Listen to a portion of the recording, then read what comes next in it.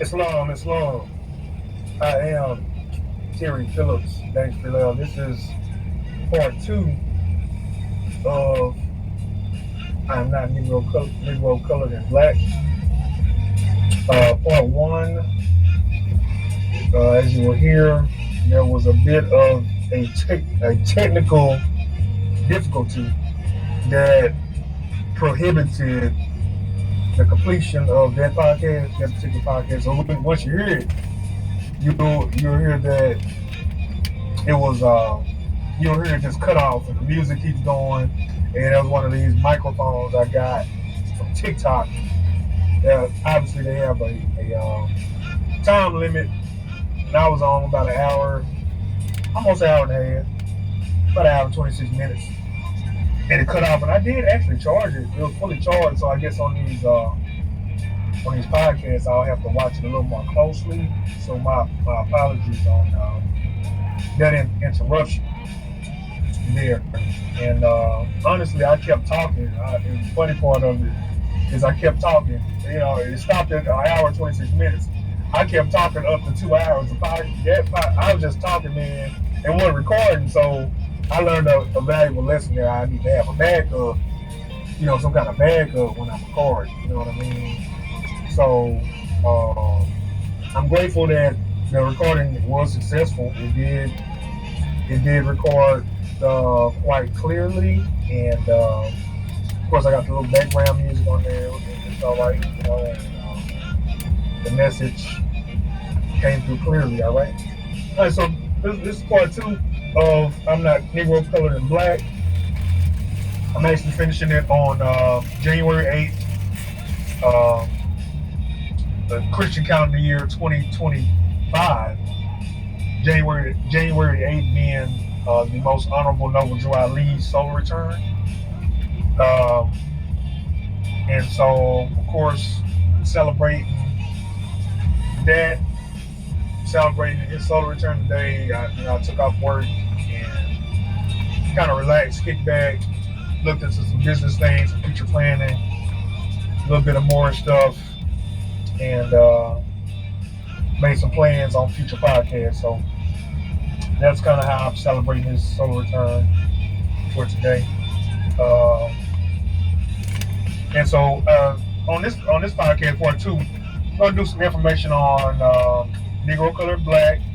I'm gonna put a little information out about the Honorable Noble Joe I.S.L.A., some of the works he did, some of the messages he put out, and just have a conversation with you about the terms that we use to describe ourselves, how we live, whether we agree with it or not, how we live, how we address ourselves, and how it affects us, what it means, how the rest of the world reacts to that, and our relationship to the civilized world due to the way we identify.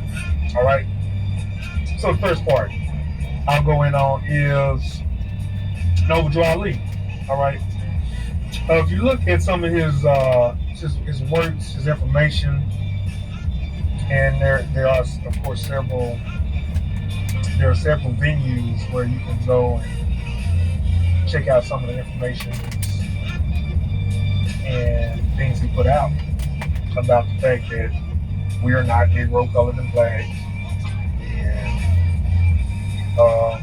the fact that we address ourselves in this fashion, where we like to be colors and different names and anything outside of any one of our original cultures. And now there are some of us will address ourselves as, or will align ourselves as like Hebrew Israelites. There's some factions that identify as Egyptian, like an Egyptian sect, which some of those groups are of our people, the Asiatics, big lip, kinky hair, they actually have awakened themselves and align themselves on some of our culture. And then, of course, you got the Mauris culture. I did mention the Hebrew Israelites, and then you got some of the what you call Pan-Africanists.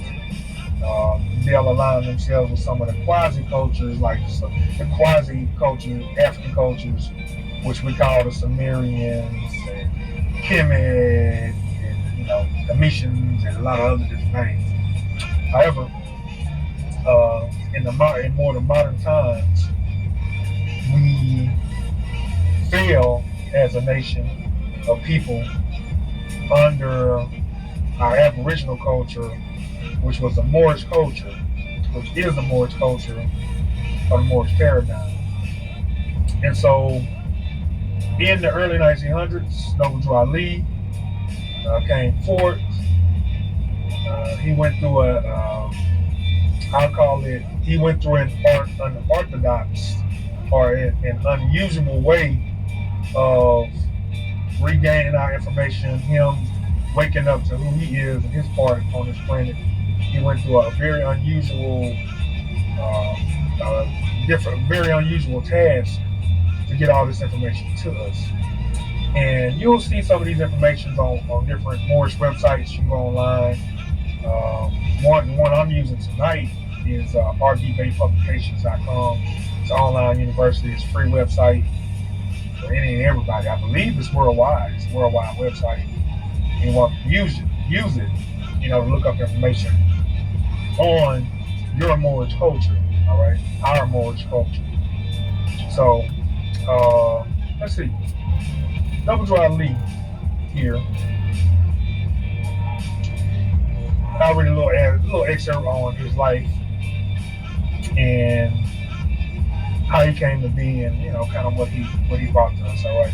I.S.L.A.M Moor, descendant of ancient Moabites, was born in North Carolina Territory, Northwest Africa, America, in the year 1886, A.D. 1306, Moorish calendar year.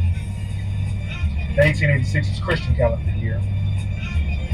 He was born of the Cherokee tribe, or Anayanguia, of the Moorish nation, and was named Timothy Drew at a very young age. Timothy Drew inspired to learn more about the scattered bits and pieces of knowledge, heritage, culture of his ancient Moorish peoples. He began to travel this old land of Mexico, or Morocco, or North America. He lived with and mingled with various tribes of our indigenous Moors, and was resolved to better their conditions. I.S.L.A.M inspired activity and determinations were the impetus for the yet to be manifested Moorish movement.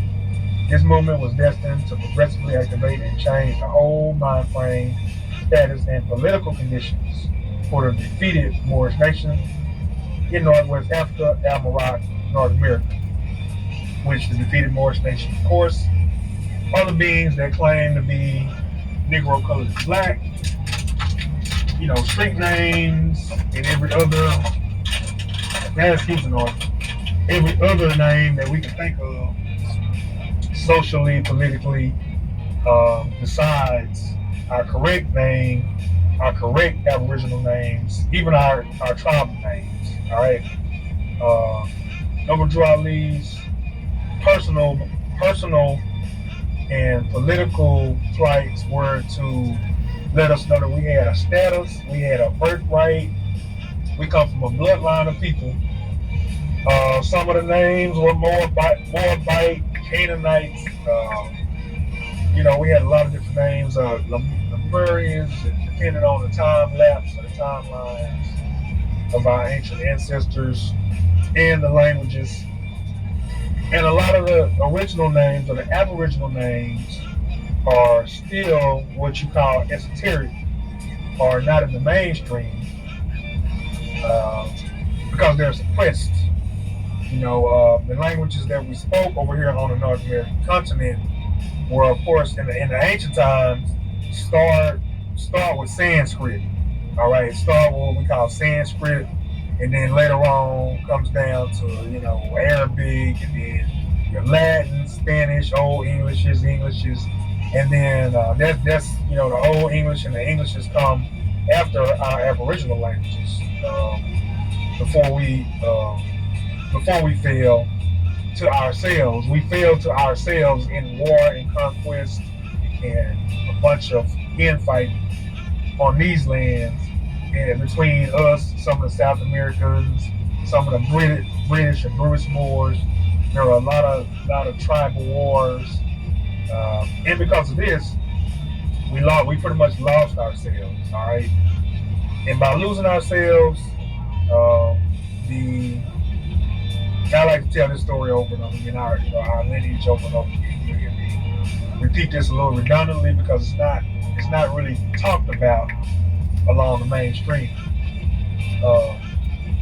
We lost our identity, and the Albion and the European brothers and sisters took over the lands. The keys were pretty much given to them. They took the keys, or the keys was given to them over the estate of fallen Moors in North America, or the North Gate, is what they call North America, the North Gate.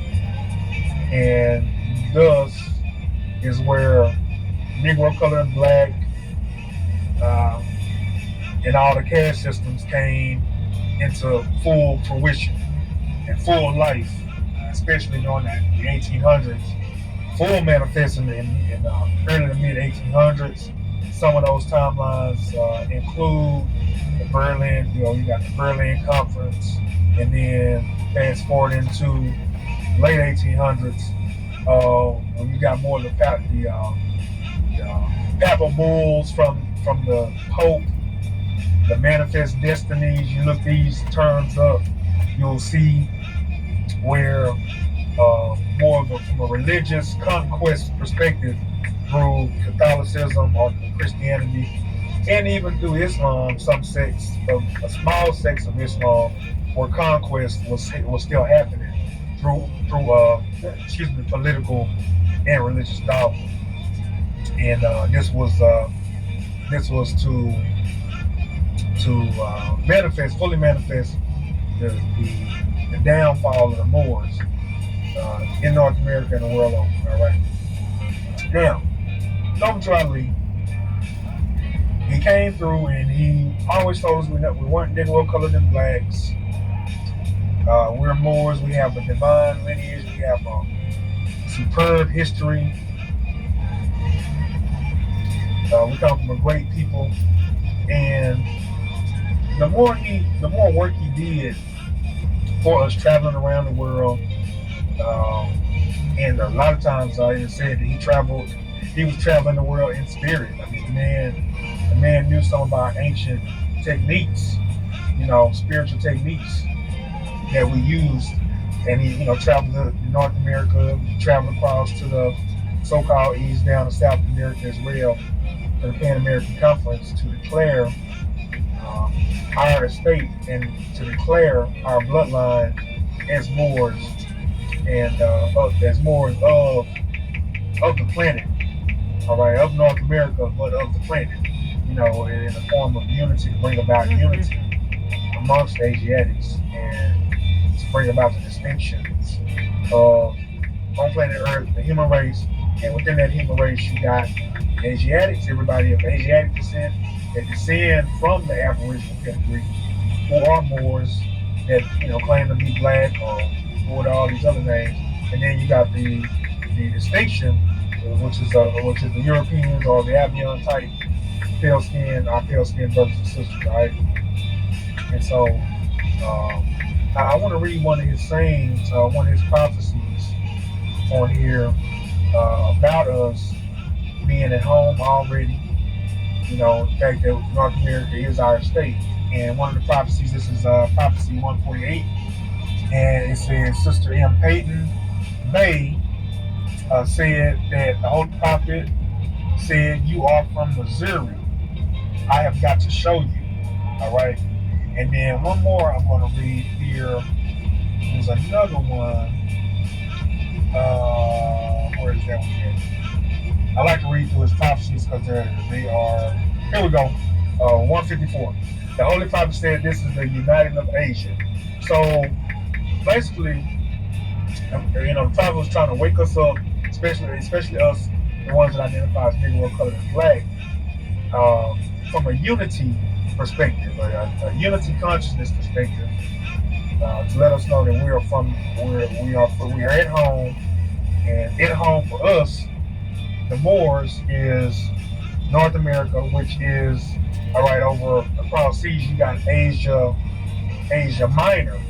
We always learn in school that Asia over there in the Iberian Peninsula, China, Africa, all of that is Asia Minor, and so Asia Major, is over here. The other large lands is Asia Major, and so when I.S.L.A.M is saying that we're bringing about the movement, and the movement is the uniting of Asia. Yes, the movement is the uniting of Asia. Well, that's to bring about unity amongst, or world unity, essentially, amongst the human race, but for us to unify first. And so, as long as we're calling ourselves Negroes, colors, blacks, all these different names and different adjectives, it presents this unity, because we're lacking a unifying force or unifying power for us to come together. And so we are socially and emotionally attached, to a lot of these names, especially the black. You know what I'm saying? I remember doing my studies, looking at the brother, one of my ancestors, James Brown.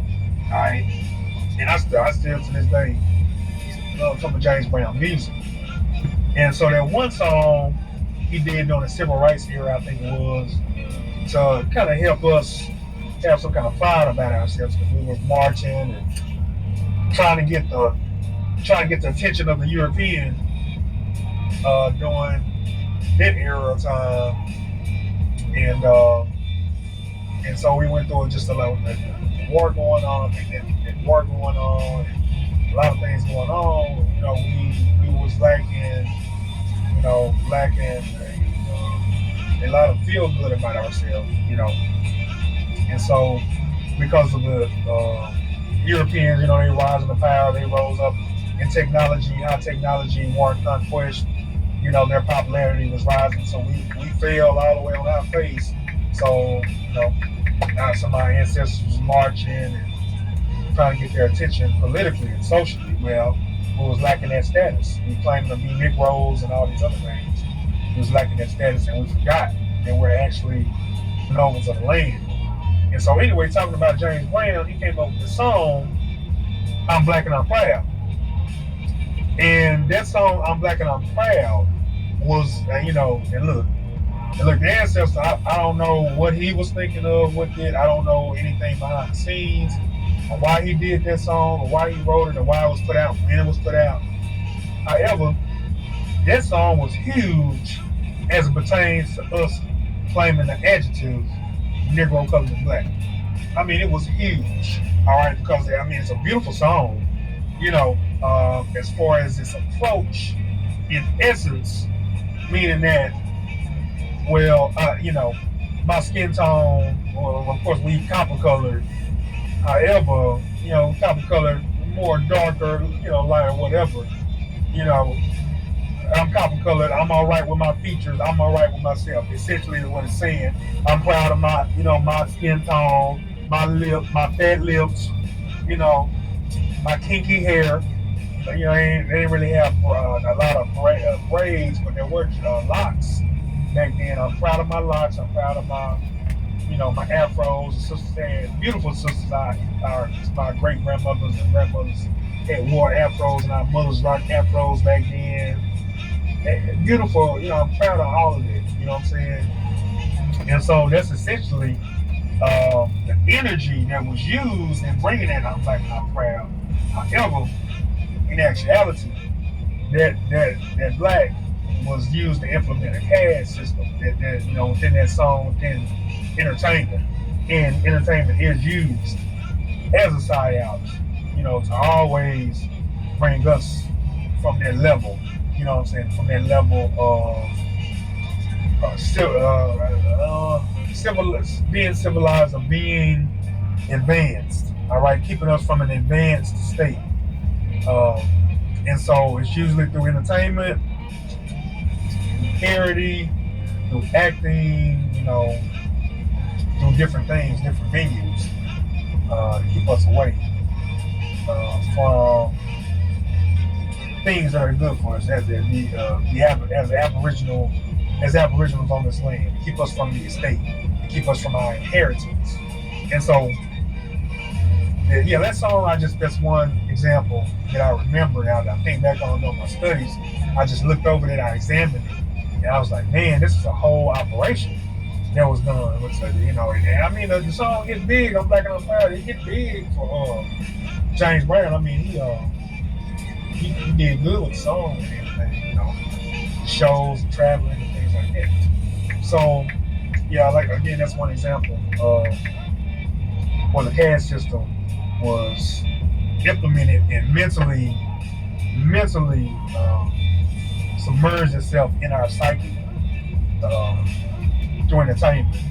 And so we latched on to it. And along with that, during the time, you can still call somebody black and still get in a fight. You know what I'm saying? It wasn't like that yet, but over the years, as the years turned over and as different things happened, and some of the actors and some of the people that were in front of the TV screen, this is where the TV had its rise, and you hear, them using terms like black, Negro, Hollywood, and this is including the chili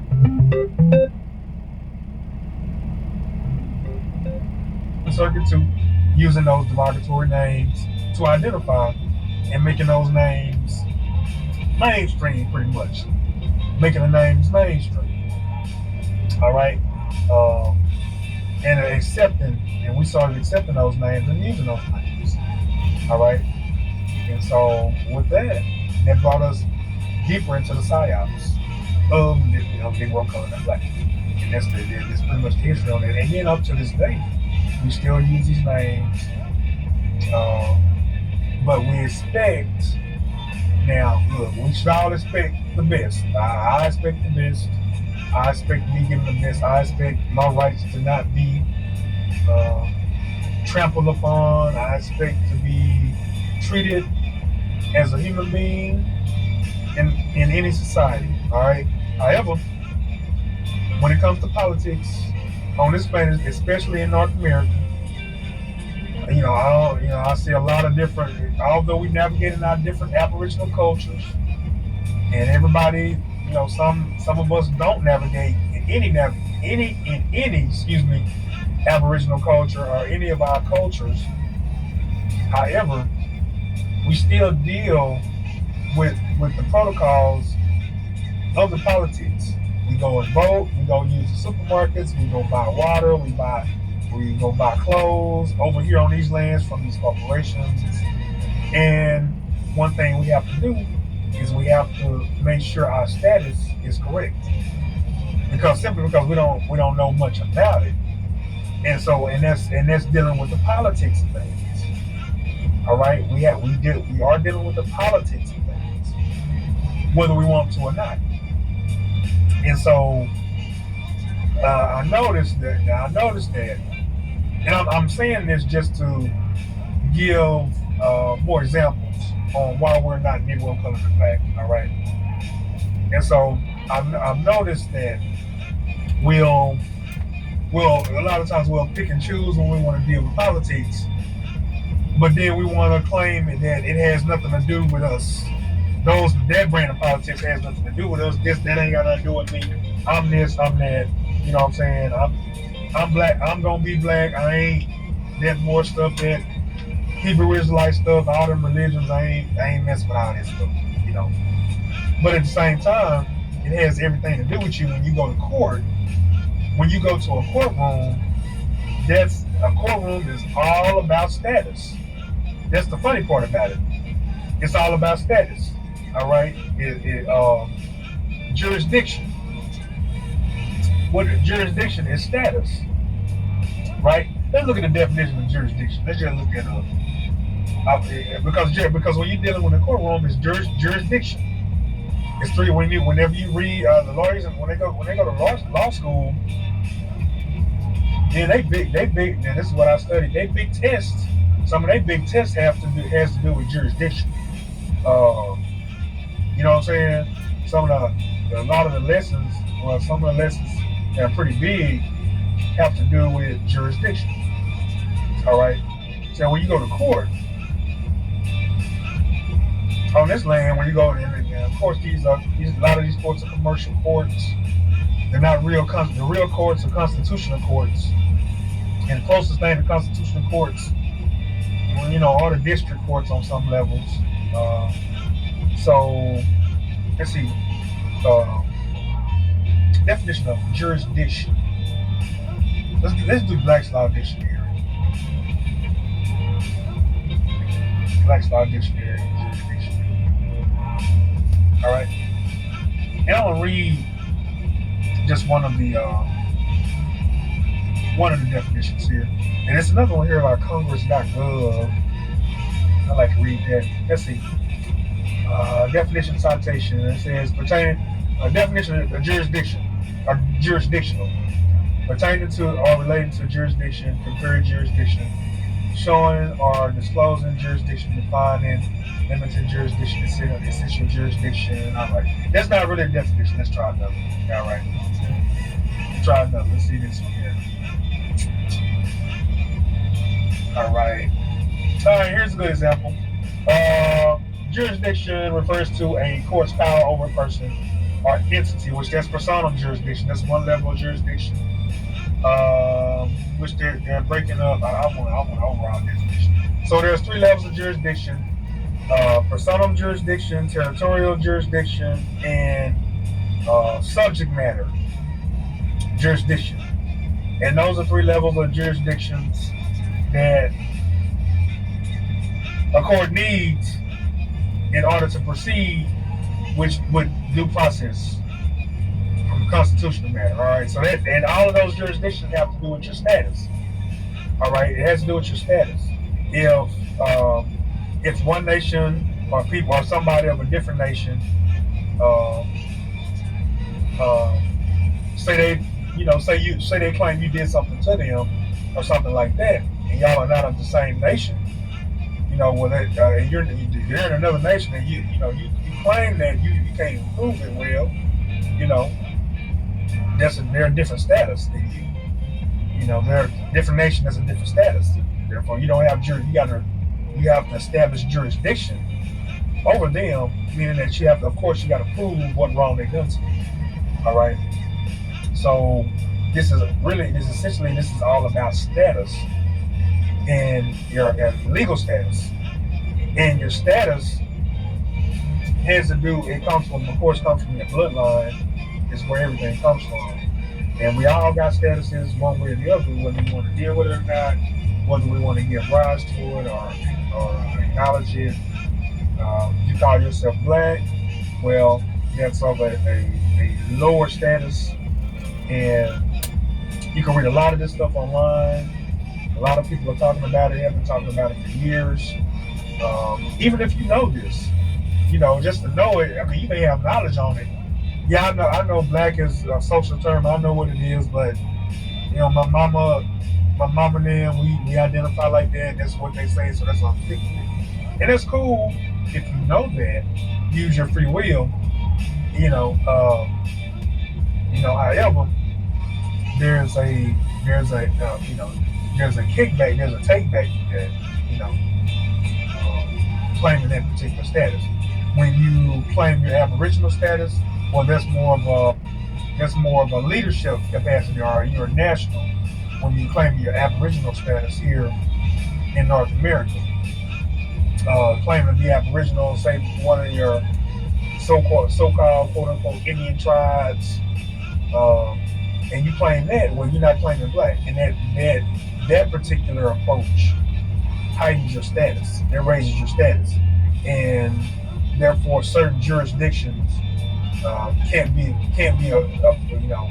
applied to you because the United States corporation or government is a European venue, or is the whole. Let me see. The whole United States, everything is of a European origin in essence. Over here, operating on these lands, therefore they are foreign, and if you claim the correct status, they won't have jurisdiction over you to push you around and to do things like that. So they know that. We don't know that as a people. You know what I'm saying? We don't know that by claiming black, which is it is of a lower nature and of a lower jurisdiction, than a lower nature, lower jurisdiction, and caste system used by the United States corporation and government to gain jurisdiction and do any and everything to you. This is why you see any and everything being done to us, by claiming, black and Negro and all the terms that they put out on their Census Bureau that a lot of us agreed to and we signed. And you notice with the Census Bureau, when they come out and do the census, we sign those things. Meaning that before they start doing all this stuff to us, sliding us, dragging us up and down the street, cops shooting us up, attacking us like they was, they implemented the census to come out to the hives and ask us questions. Well, let's give these people surveys. And look, it wasn't all just the Albions. There was some agents as well working for the Albions. Our European brothers and sisters working for them, working with them. Some of our own kinky-haired, thick-lipped Moors and Aboriginals working with the European nations to gather this information from the Census Bureau, for the Census Bureau, and sign on that we Negro, colors, and blacks, I'm from this family, I'm from that family. How do you identify? We identify as, they only got a few choices on there. They was putting Indian on there, but then they eventually took that off, and then it was only black and African, and then something else, and Negro and black, or Negro black side by side, / Negro / black, and then they change it up every once in a while. They change it up, However, this is how they implemented onto us this social terrorism that we've been going through past 40, 50 plus years, through the caste systems, and then we accepted it. We had to accept it. That's how powerful we are. That's how powerful of people we are, and that's how they have to do business. We have to accept it. So once we stop accepting the names of Negro, colored, and black, we stop using these names. We tie ourselves back to the titles of our ancestors and start changing our thinking, changing how we treat ourselves, start loving ourselves and loving each other under one, and pretty much loving each other and getting ourselves under one roof and one perspective. Now, me personally, I deal in the Moorish culture of the Moorish nation. I have tied myself back to my Aboriginal culture. I took on L. My name went from Terry Dangerfield to Terry Dangerfield L. And I navigated thus far in the Moorish culture since mid 2013 up until this day going forward. However, I still navigate in my Kemet culture. I deal with Kemet, I deal with my Sumerian culture. I deal with I deal with my Pan African culture as well. I deal with the Pan African culture that we came up with in the 90s, the 80s and 90s, 70s, 80s, 90s. We came up with all that, the little cultural, any other parts of cultures I deal with. You know what I'm saying? I don't, my Hebrew Israelite culture, I deal with that. Let me see. My Aboriginal culture, of course, I deal with that. You know what I'm saying? I'm under Young Will. I got under Young Will. You know what I'm saying? I got some Blackfoot and some Choctaw too. The more looking I do with this thing, and so I don't reject any of my cultures, any of my Aboriginal names. However, in a sense of unity, I know that I'm a descendant of Moabite, of the ancient Lemurians, and I'm not Negro, colored, and black. I'm Moorish American from a political standpoint. From a pedigree bloodline standpoint, I'm more by blood, and this is the way it works. And so once we get in our mindset that we are Aboriginal people under one vine and fig tree, under one cloth, and we're really not separate. There's really no separation when it comes to us. There's no separation at all. We are one. And the caste systems, once we decide within our minds that we're no longer separate, that we're not a scattered people, and that we are under one roof, vine and fig tree, moving forward, in the strength of unity, and stop fighting each other, and then we can start moving and gaining things, faster than what we're doing right now. Of course, there's progress. Things are getting better. Things are looking up for us. However, it could be moving a whole lot faster if certain things were to changes to be made. And this is one thing Noble Bradley talked about. Changes being made, us to change how we identify ourselves. And he strictly told us that we're not Negro, colored, and black, and that we are to identify ourselves as Moors. And this man pretty much gave us the political game, And so certainly the work he put in was noble. I'm grateful for it. And again, I did say that today is solar return. I'd like to extend our happy solar return to Noble Bradley, and thank him for his works. All right. So I'm gonna move along to another portion here I wanted to talk about, and within I'm not Negro, colored, and black. Another portion I want to talk about here, and this part here has to do with how we treat each other. All right, this is just the Asiatics. This is just the Asiatics of North America. I'm just going to talk directly to us. Which usually I am talking to us. Excuse me, but however, I put information out for a universal effect. All right, a universal effect, more of a universal perspective. All right. So, looking at that, I'm on social media all the time, man. I'm on TikTok, I'm on Facebook, and Instagram, the Instagrams, and I see a lot of good things. See, some other things, and other things mean rabbit hole. I won't get into the rabbit hole stuff. This is not a rabbit hole show tonight, but that's the other stuff. But and then I see the things with us that are it's very sad, and it shows where progression, there's certain opportunity for improvement. Absolute opportunity for improvement amongst us. Things like, all right, so there's one topic, and this topic, it really bothered me to my core. It bothered me to my heart, and so I'm not I'm not coming to preach to nobody. I'm not. I like to give information, put information out, and give a perspective, give my perspective. It's just my opinion.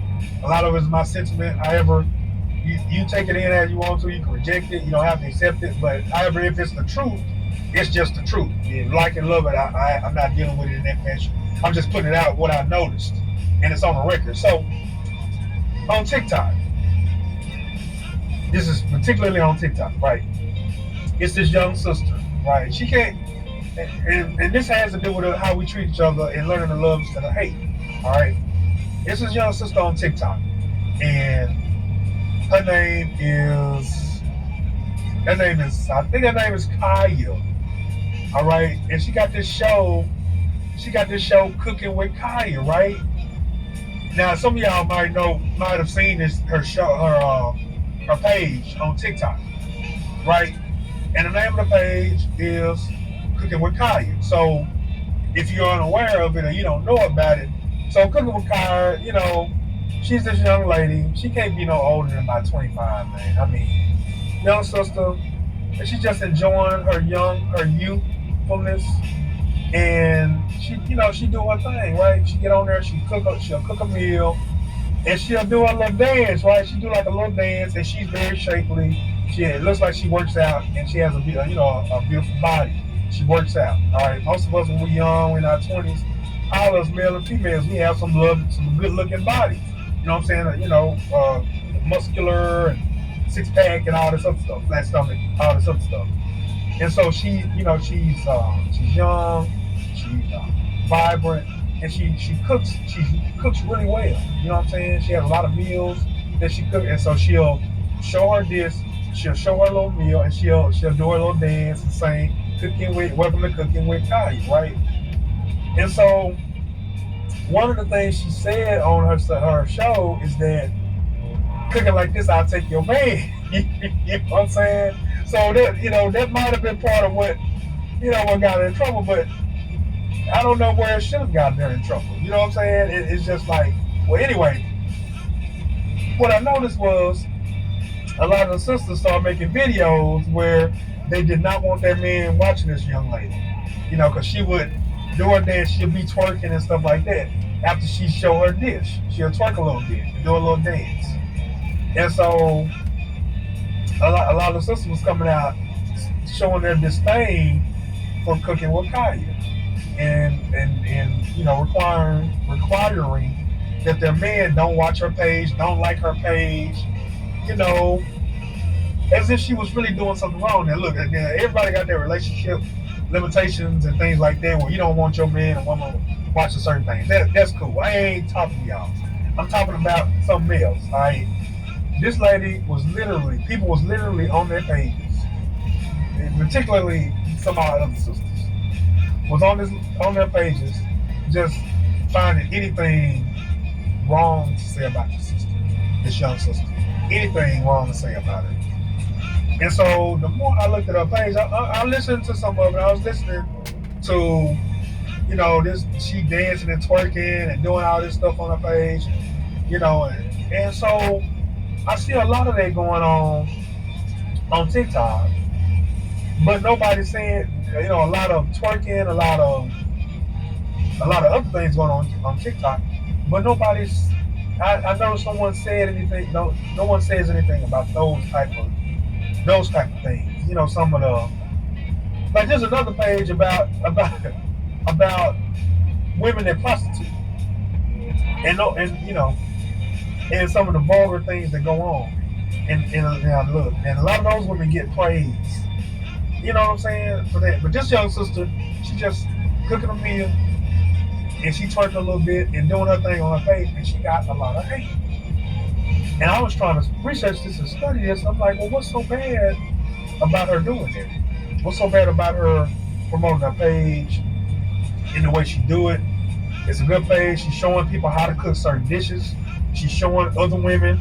She's encouraging other women how to cook for their man and look beautiful. And then some of the stuff, she's dressed a little, she wearing like clothes that are sort of revealing. And so, but she cooks her meals, and she's showing other women how to cook for their men. And what I take from it is to keep your man's attention on you. And that's a man's perspective, you know what I'm saying? The women probably got another different perspective on it, you know. But in its essence, I was trying to figure out why why we were not celebrating this young lady coming up being so creative, and why we don't celebrate each other's creativity. Why we weren't celebrating the young lady's creativity on TikTok and what she was doing versus demonizing her for being young. She can't be under 25 years old, over 25 years old. All right. Most of us when we was 25 years old was off the chain. All right. We was off the chain. Oh, I'm glad it wasn't no TikTok when we was when some of us was in our 20s. You know what I'm saying? Because our babies wouldn't be looking at us the way they look at us today. All right, now I ain't talking bad about nobody. Look, they go for me. They go for me especially. All right, you know what I'm saying? They ain't coming for nobody. You know, I'm chill. But I'm just saying, the hate was insurmountable in regards to this young lady, and some of the other sisters had to come to her rescue. Like, what are y'all doing? You know, there was some brothers hating on her too. You know what I'm saying? I mean, it was amazing. I didn't understand it, and I feel so bad for the young lady. And you know, of course, I subscribed to her page and I shared a couple of her videos, and they're good videos. Of course, I don't eat meat, but some of those, you know, some of that meaty fish, you know, that mac and cheese, man, you know, of course, back in the day, I done went to town on something like that, you know. However, I'm a full vegan, but it hurt me to my heart, man, to see all the hate perpetuated in this point in time where we ought to be celebrating each other and loving each other. And so that shows this unity amongst our nation of people, which we are a nation of people, whether we claim it or not. Yeah, we claim to be blacks and all these other terms, but we are a nation of people. And we're not unifying and celebrating each other's creativity. And I don't know that we're all supposed to do everything the same way. You know, even though we're of one nation, there are different ways to show our creativity. Now, one thing I wanted to stress that in some of our Aboriginal dances, there's a little twerking going on. You know, when you look across seas over on some of the, what they call the motherland, the African nations, some of the African so-called African tribes, there's a little bit of hip action from a cultural perspective going on, right? And so there's nothing said about that. You know, that's looked at as an honor. Well, why so? You know, all cultures are different. Culture is what you make it. What everybody agrees on is right, in which it starts with self. And with that particular show, now look, these are just my views based on my research. You ain't got to agree with it. But based on my views, Miss Cooking with Kaya, she could start her own culture of, you know, some little cooking with Kaya's, some of her homies, and start a little section there, you know, a little group if she wanted to, and that could be their culture, you know, dressing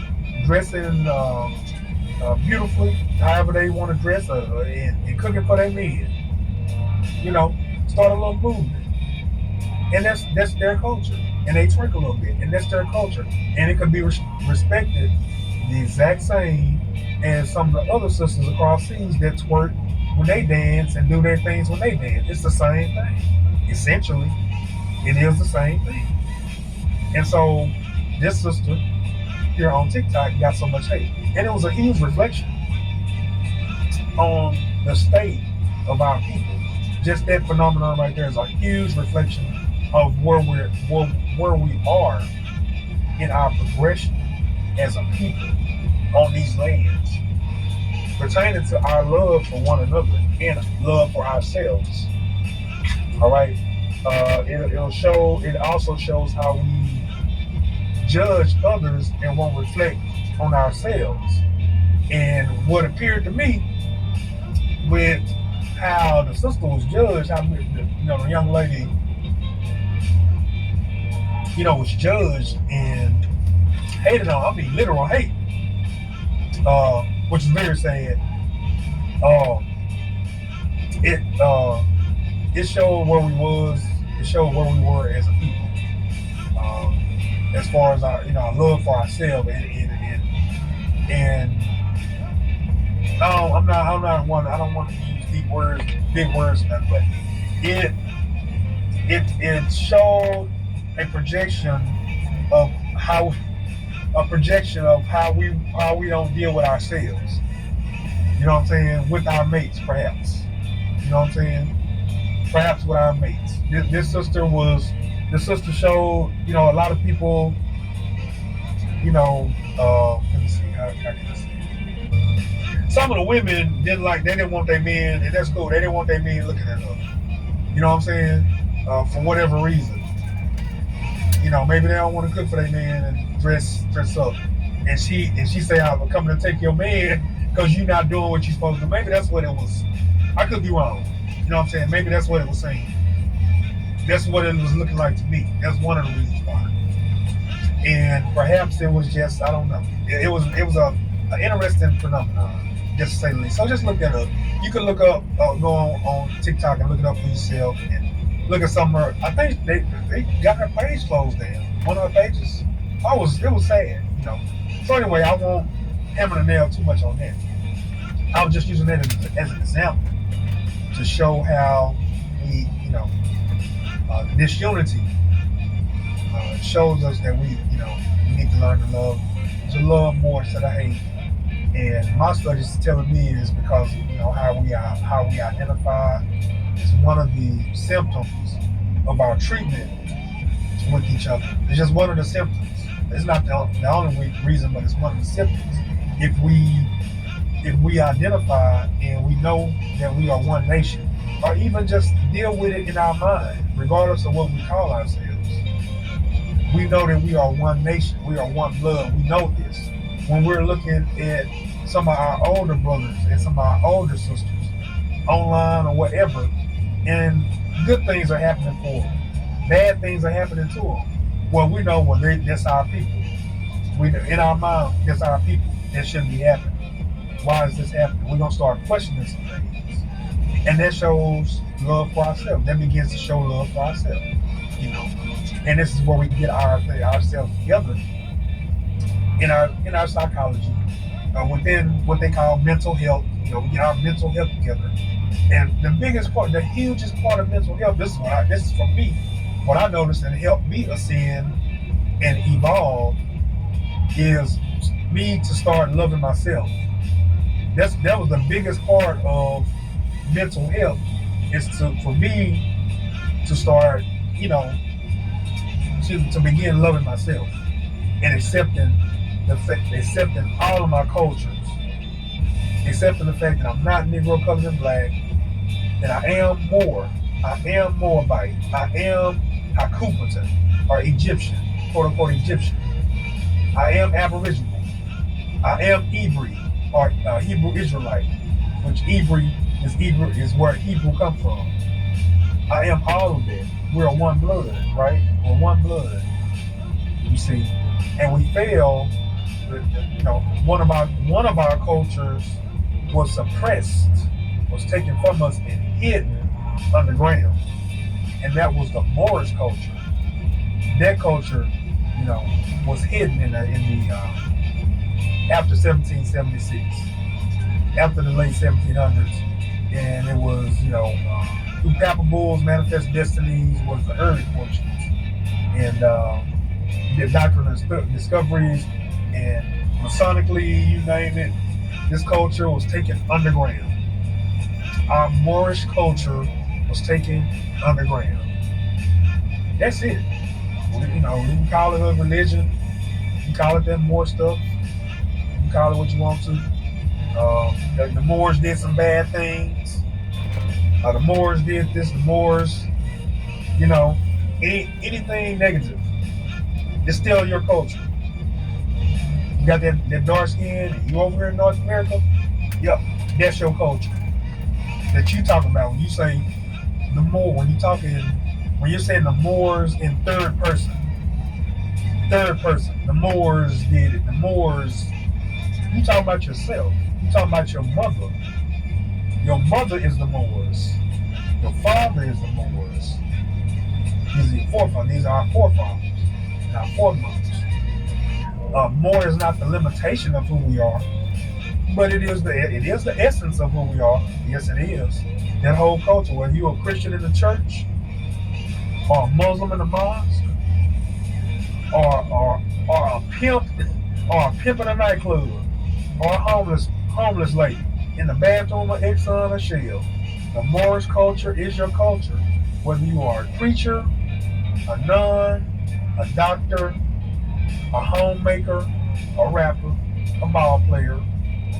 You got that thick lip, kinky hair, dark skin, light copper tone skin. You descend from the Moors. That's your heritage.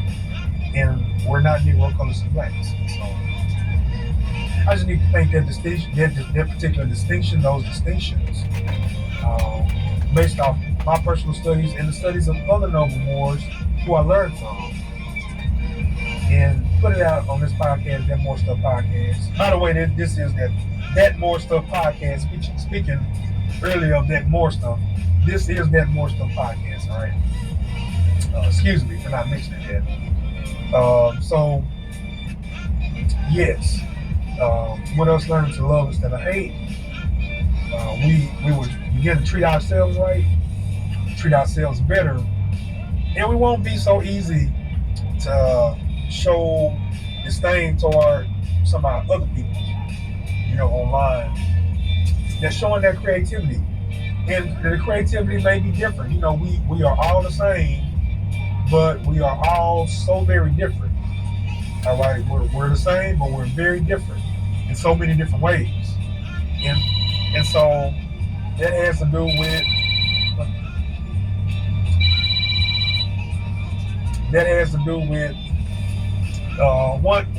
one thing they have to do with is the 12 signs of the zodiac.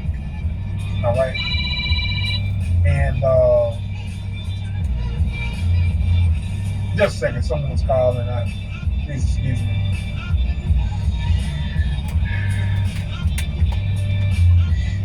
That has to do with the 12. All right, that has to do with the 12 signs of the zodiac. One of the essences, or energies, or one of the examples is the 12 signs of the zodiac, where we're all the same, but we're very different. We express ourselves differently. All right, and so with that being said, when we see ourselves showing creativity in so many different ways, online, offline, etc., we should celebrate it, as long as there's not any hate being perpetuated with it. You know what I'm saying? Or any type of indecency being perpetuated with it. And so some of the examples I saw with the young lady in question that I just spoke of, there was nothing indecent going on, especially as it pertains to the state of TikTok and some of the other videos that I've seen on TikTok. My goodness, my word. There's some stuff on TikTok that some of our people navigate in that is disgusting. All right, and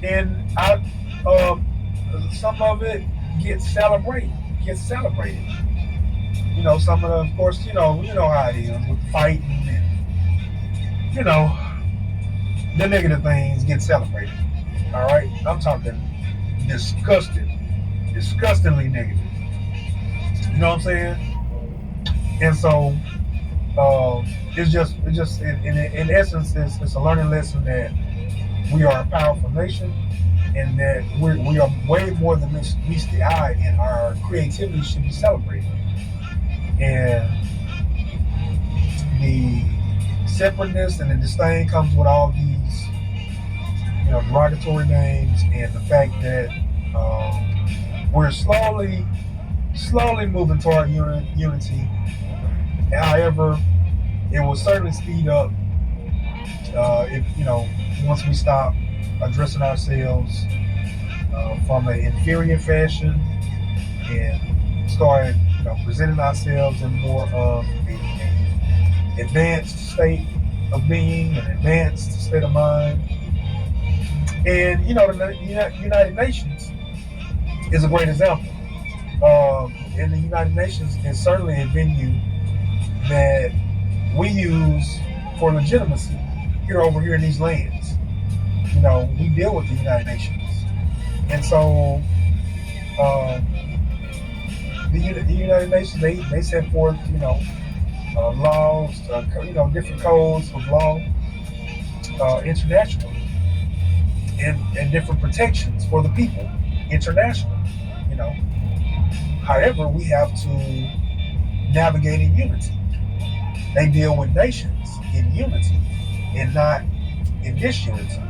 And this is one of the reasons why you don't see anybody at those venues hollering about the black and talking colors, and anything gets done.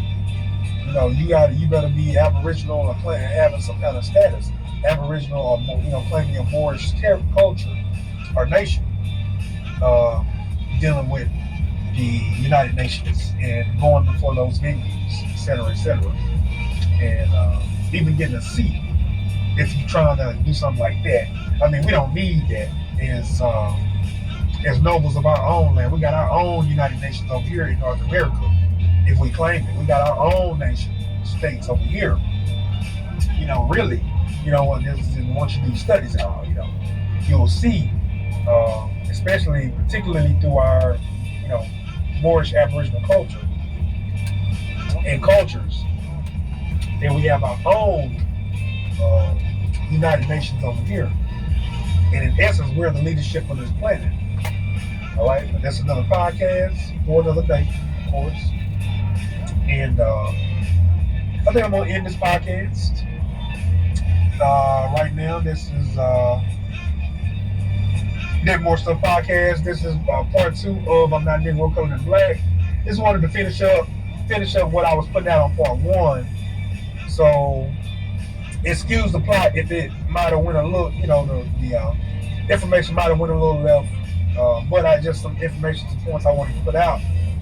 Then I put out on part 1. It wasn't recorded because the microphone went out, and little technical difficulty here. Supreme Honors the Noble I.S.L.A.M. I thank that ancestor for everything he did. It's his solar return today, and I would encourage everybody to do your studies and research on this particular ancestor. Just read his information. Just read his literature.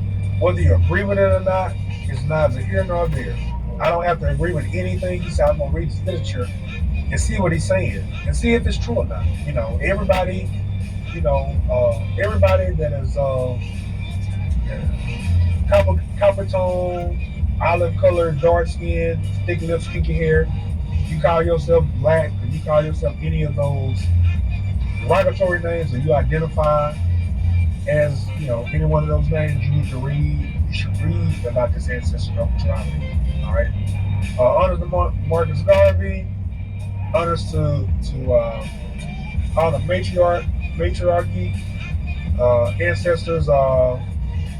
One of the ancestors that I'm going to talk about in the next podcast is the Empress Verdiesi L. Empress Verdiesi L.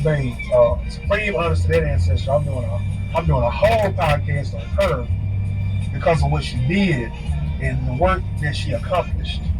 All right, and she actually wrote. I think she actually wrote some literature, man. There's some literature out there that she wrote. I don't know if it's available, but I'm gonna do a whole podcast on this ancestor and in regards to what she did and the effort that it took and the confidence that it took for her to do what she did. So supreme honors to her. So that's going to be a later podcast, and then we're going to look into 12 signs of the zodiac. This upcoming podcast, of course, and then we'll jump back into the Mauris culture, and then we're going to start going into information on the cosmos and how it pertains to our Moorish culture and our Earth cultures and our Aboriginal culture. All right, we're gonna start taking it. We're gonna start taking it to the cosmos. All right, just a little bit, not too much. We're not gonna go too far out because we have to get ourselves together on Earth level before we can jump into the cosmos. Because cosmos is super complicated. All right, but it's not complicated to be ourselves at all. It's really not to be ourselves and to accept all of our cultures for what it is. All of them, all of our cultures, we have to accept. You can pick and choose which one to navigate in, but you want to accept all of the cultures. All right. All right. Oh, supreme honors the High Mama, supreme honors the High Mother, Father, Creator. Honors to all the ancestors. Honors to my first honors to my mother and father. Peace to the ancestors. All right. This has been that More Stuff podcast. I am the son, Terry Phillips Dangerfield L. Indigenous, Aboriginal, Indigenous born. Peace and love. I shake.